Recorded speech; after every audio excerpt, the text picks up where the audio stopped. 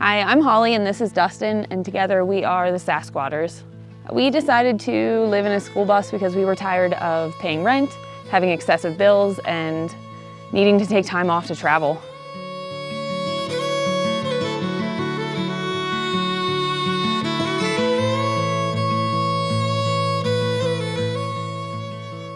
All right, so this is our tiny kitchen. I'm really into cooking, so it was important that we did kind of like a 3-point kitchen. So the stove's here, the refrigerator's here, and you bounce back to the sink.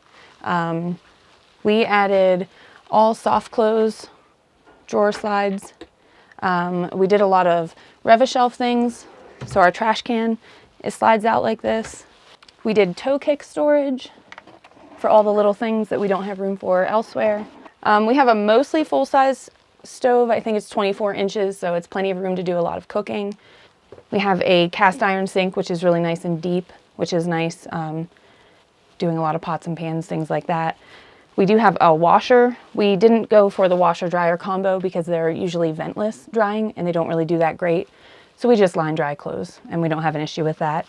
Under the sink, it's pretty regular stuff, but we have slide out things here for all of our containers. And we did a lot of mini appliances, like a little mini chopper. I have a tiny little waffle maker, tiny crock pot, little pasta maker, everything to fit in a tiny kitchen.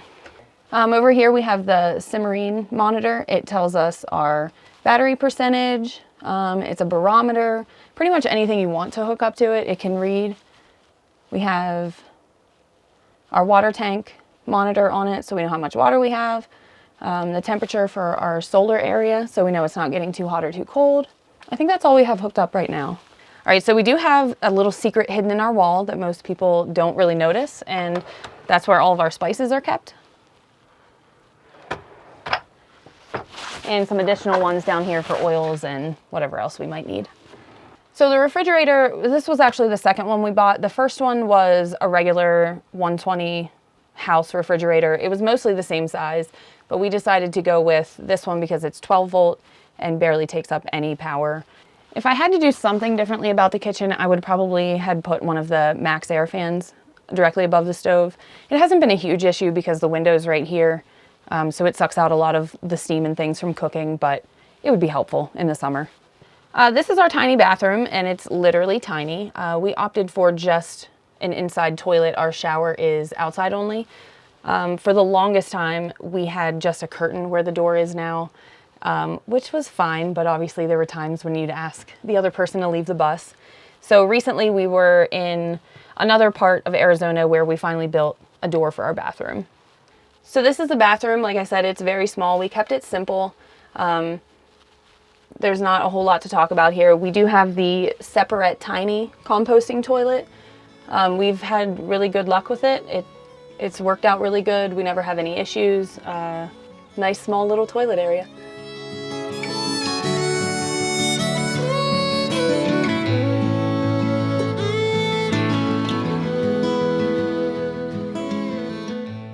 I guess originally we always knew that we wanted to travel and have that freedom, but looking at RVs, we didn't really like the style of them inside. They all kind of looked the same. They didn't seem like they were really that well made. None of them just seemed like they would meet our needs as far as living in one full time. So we were on the internet. We saw that a couple people had converted school buses, and honestly, we were just like, let's just do it. We'll try it out. Oh, yeah. So when we got on Instagram and we were kind of looking around, it was amazing to see what a massive community of bus people there were. We thought it was only a handful of people doing it, but there's I would say tens or hundreds of thousands of people, and that we had no idea this community even existed. And it wasn't just people like us. It was full families, single individuals, like everyone.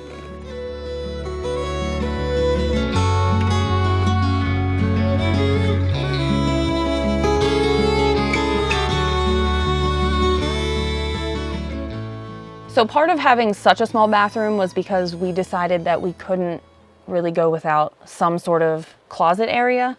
So initially this was going to be where our shower would be, but instead we did add this little closet, which has been nice. Dustin doesn't have a lot of room in here. Most of his clothes go under the bed, but So far, it's worked out. So clothes here, we keep some additional things that we get to often right here. And then this part pulls out for more clothing storage, and also the cat hides in there whenever we're traveling. And then down below is where we keep another bin full of shoes. So this is our bedroom. We have a full-size bed, which has been plenty for us and the cats. It's pretty simple back here too. We did put in a little bookshelf. We like to have all of the Audubon books. It's been really helpful when we're in new places and we see, you know, different wildlife and things that we want to learn about. We put in a desk that pops up. You can just slide the chair over. It's super nice when we edit photos. Sometimes I just sit there and read. And we have storage under the bed. We actually have our water tanks, our batteries, and we cram just about everything we can under there just to maximize storage. But one of my favorite parts is the skull lamp. It's actually a real skull that came from, I think, India. They hand carved them, but it kind of just really set off the bedroom look for us. At the foot of our bed, we have a computer monitor that's hooked up to the computer we have in the back of the bus.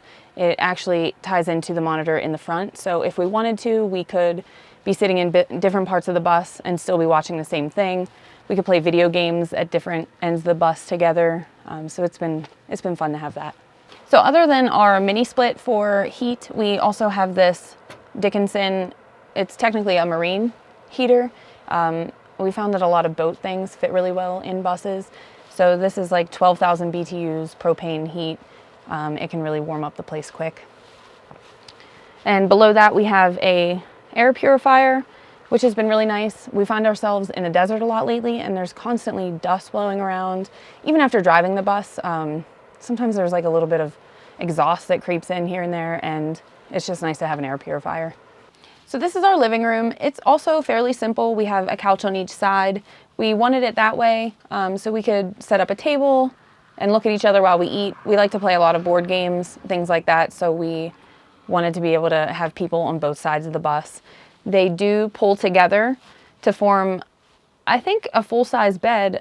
We've had a friend that used it quite often. It works out really well. Up front we have another computer monitor that's linked up to the one that's in the bedroom. And we have our ferns up front, and I have a succulent garden over here that I just love. And we built in a cat bed at the front. The cats really like to be on that. When we're driving, they like to lay in the sun up there. Underneath the couches is mostly just additional kitchen storage. Under the big one is a lot of ramen, honestly, extra cups and things like that.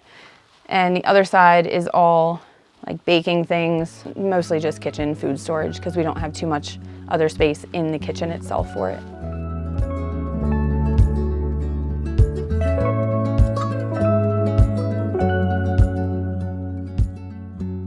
So living together in the bus has not been very difficult for us.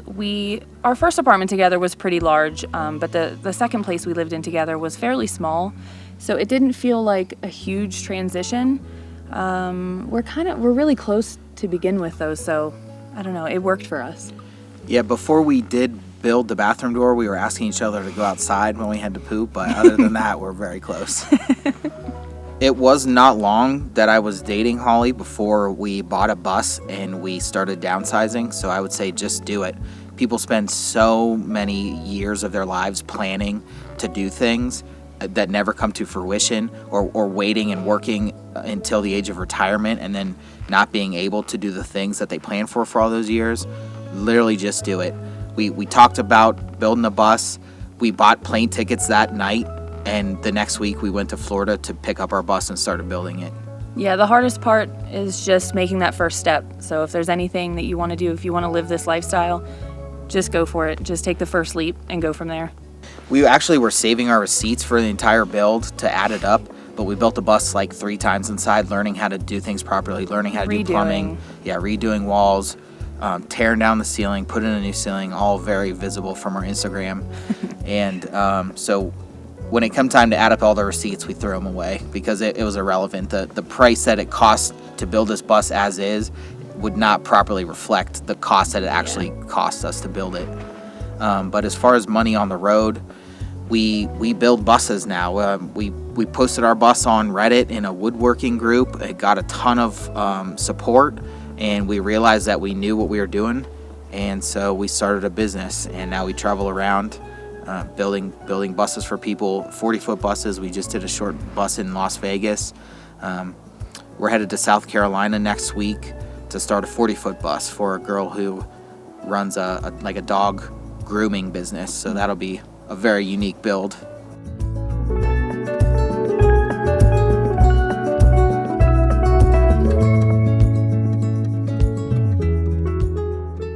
So this is an area we call the garage. It has our Dyson vacuum, hot water heater, all of our solar equipment, which is buttoned up very nice. Before we were building buses, I was doing a lot of computer science type things. Since I was a kid, I've always been doing computer science. And so it was really important to me to have all these wires wrapped up and everything looking really sharp in the garage. In the garage area, we used all Victron components. They're great as far as solar equipment goes. We have inverter, the links, the DC to DC charger for charging while we're driving, as well as 150 70 MPPT charge controller for our 4 solar panels. And we use all rechargeable batteries. It's been great. We never ever have to buy batteries, so we have a little bit of battery storage up here. AA's, AAA's, and then our AA's go into a little case to turn into D cells for flashlights and bigger appliances. Yeah, so for house batteries, we got the Battleborn GC3 batteries. We have 3 of those. We have 810 amp hours total lithium capacity. Yeah, so also above me we have the compressor for our mini split. We use the Mr. Cool DIY. It was a pretty easy product to install. Looking back, we would have probably got the non-DIY version because it's very easy to also just vacuum the lines out and install the typical unit. Then you don't have an extra 20 feet of coil you have to put somewhere. But other than that, it's been great. It's an air conditioner, it's a heat pump, it's a dehumidifier, and it keeps a bus very comfortable. So for our main mode of transportation, aside from the bus, is our dirt bikes. We have 2 Honda dirt bikes. Holly's is a 250, mine's a 300. We got a heavy-duty receiver installed. We throw the bikes up on here. This middle this middle platform is a ramp, and we can just throw the bikes up on there. Takes a couple minutes, ratchet them down, and we're on the road. So for our solar panels, we have 1,020 watts Canadian solar. They're 4 255 watt panels each. They slide out from the rack that we had custom made for the roof. We wanted to maximize storage throughout the whole build, so that also included the roof. We also had these toolboxes made. They house, the gray water tank, our helmets, and winter clothes. Just any kind of bulky items that don't fit in the bus. And we put in these outdoor outlets that pop up.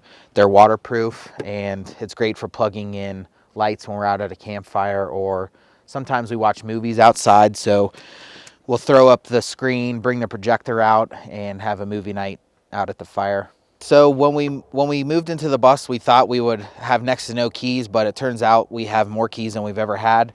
One of those keys is for our outdoor shower, which is right here. It's a pretty basic RV shower. We upgraded a few of the components, such as the shower head. It's made out of aluminum. It's a little nicer. We put a rubberized hose on it. We have our on-demand hot water heater. We get hot water in about 10 seconds, and we're showering usually less than 5 minutes. Under the bed, we have 100 gallons of fresh water, which is 2 50-gallon tanks. We wanted to separate it in case there was ever a leak. We could kind of contain half of it before we're dumping 100 gallons under the bed. So in our toolboxes, one of the bulk items we carry is this storage bin, which houses all of our recycling. We typically burn our cardboard and paper when we have fires, but any glass, aluminum, mostly beer cans, honestly, go into this bin, and then we keep it until we find a recycle bin somewhere near. We usually make, I think our trash bags are maybe 10 quarts, and we make 1 bag of trash every 2 weeks or so.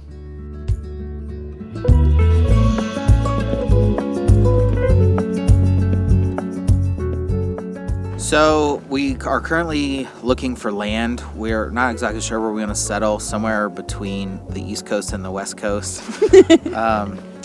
We want to build a shop, find like 30 acres, build a 4-bay shop and start converting buses and vans, because as we're doing it right now, we're doing it out in the desert or in the woods, in the rain, in the snow. Someone's driveway. Yeah, it's rough. So ultimately, we want to find about 30 acres, build a 4-bay shop or so, 3 to 4, and start building buses and vans full time.